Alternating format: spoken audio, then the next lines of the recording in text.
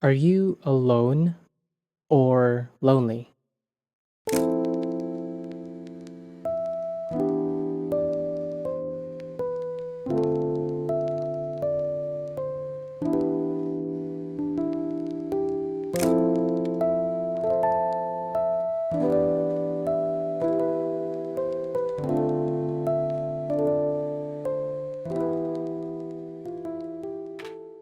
I think a lot of people aren't aware about the difference between being alone and feeling lonely. They tend to compare the two as if they are one of the same thing.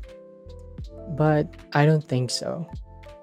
Right now, I'm living with my uncle and auntie and grandma in a small, quaint, and quiet town south of Cebu. I have friends that I am really close with, and I'm doing alright for the most part. But every now and then, I sometimes feel as if I'm all by myself, despite the wonderful company of my friends. Sometimes I feel left out.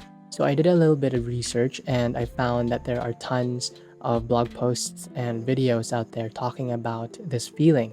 If you're like me, going through this limbo, stick around. So, what's the difference? From what I've read and watched, being alone just means you're by yourself. It's a physical state. You don't have any other company aside from yourself. And a very clear distinction is that being alone is a choice. It's voluntary, mostly because it feels great to be alone. I myself choose to be alone most of the time. I think many students or artists or other creative minds would agree that studying or working alone is the most optimal way of getting things done. Obviously, because there's no distractions. It gives you the space to think, to breathe, to recharge. Some of the best ideas, most creative moments, or even just the calmest feelings come from when we're alone. Think about those quiet moments late at night when everyone else is asleep, or a peaceful walk with no one around. For me, I like to go on a midnight walk from my house to the one and only 7-Eleven in our town. That kind of alone can feel like freedom. You're not performing for anyone, you don't have to explain yourself, you can just be. Some people actually need alone time to feel like themselves again. It's not sad, it's healthy. It's how they reconnect with who they are.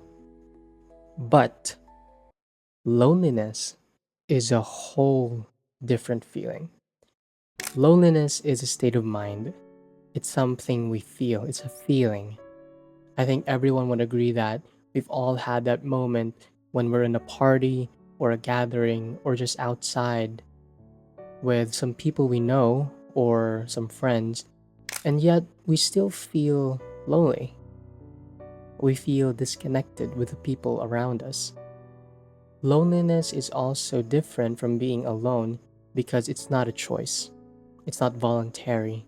We don't want to feel lonely, right? It sucks. It's such a heavy and drowning feeling. Loneliness feels like reaching out, but no one's reaching back. It's like talking but not being heard. It can come from missing someone or from not having anyone to really open up to. And it hurts, not just emotionally but physically too. Studies show that long term loneliness can actually affect your health, like stress or lack of sleep. And this is where the danger of loneliness starts to show itself. When we're lonely, that's where the darker thoughts tend to emerge. That's when the am I not good enough or am I too much starts to creep in. And that's not even the worst of them all. If left unchecked, those thoughts might push us to do unspeakable things to ourselves and possibly to others as well. That's why loneliness is such a horrible feeling. It's the complete opposite of being alone. Alone is something that we choose, and lonely is something that we feel. Being alone can be powerful and healing. Loneliness often feels powerless and sad. But here's where it gets interesting. You can learn to be alone without feeling lonely. In fact, that's one of the most important things to learn in life. When you're okay with your own company, you're not constantly looking for people to fill some gap inside you. You're not scared of silence, you know yourself, you trust yourself. And when you do connect with others, it's not because you need them, it's because you want to share something real. I would always say solitude is the mother of my genius. Now, I'm not saying that I'm a genius, okay? It's just a saying or a motto that I made for myself to remind myself that it's good to be alone sometimes. That a lot of good things can come from being alone. Sometimes even better.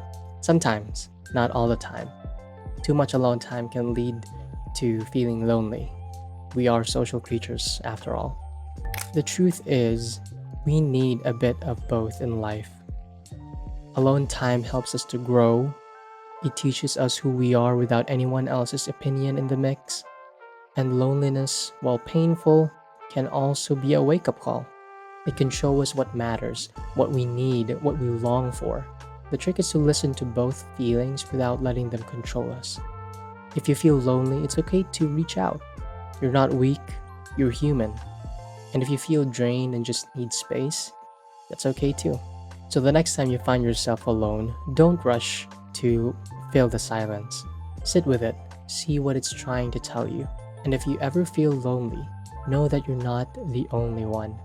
Everyone feels that way sometimes, even the people who look like they have it all together. Being alone is a chance to build a relationship with yourself.